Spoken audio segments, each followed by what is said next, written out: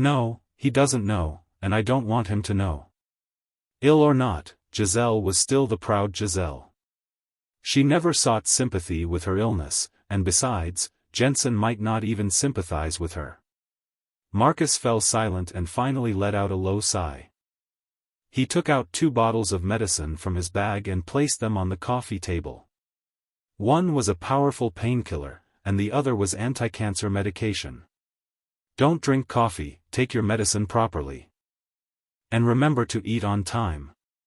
Marcus gave her a bunch of instructions before taking a deep breath and leaving.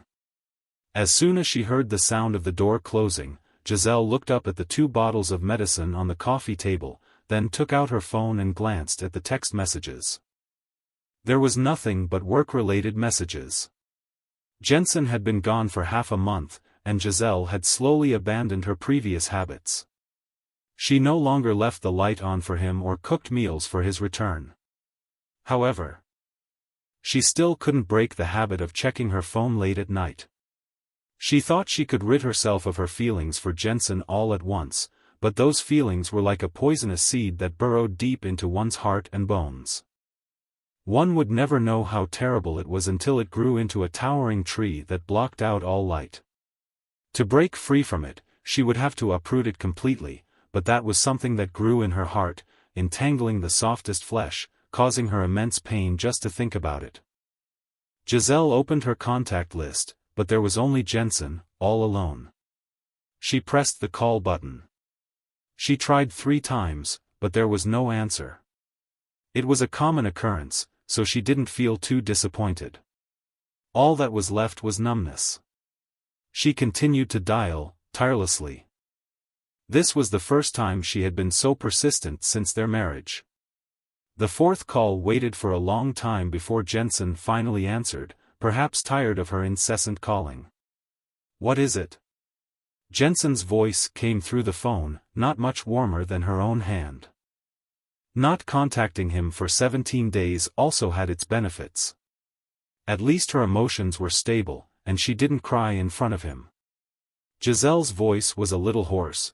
Can you come back this weekend? Why, are you eager to get close to me? Giselle, are you that cheap? Giselle froze. The first to fall in love is always the one who loves the deepest.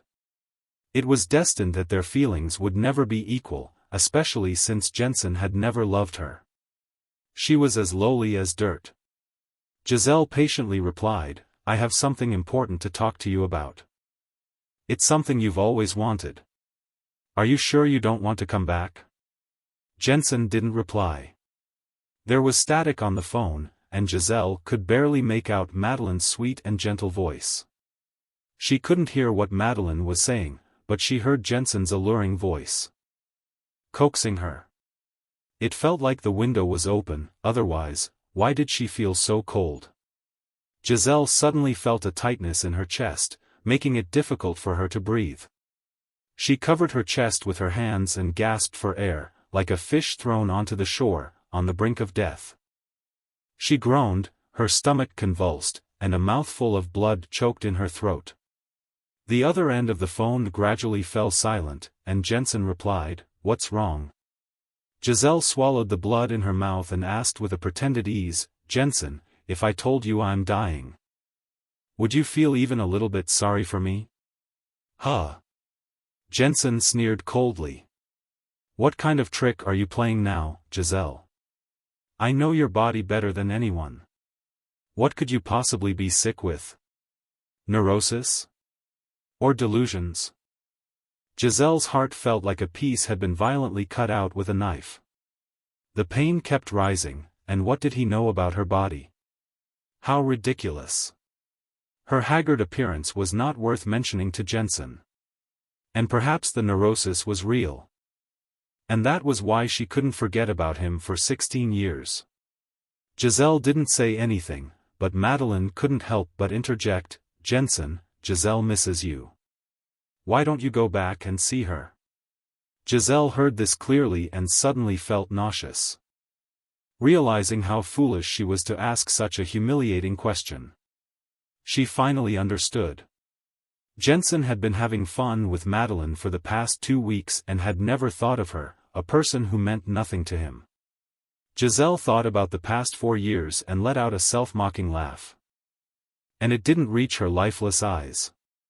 She didn't even know when the call had ended, but she held the phone in her hand, feeling numb. Giselle sucked in a deep breath, feeling something dripping from her lips. She wiped it away with her hand, which was covered in blood. It felt uncomfortable, but she didn't care.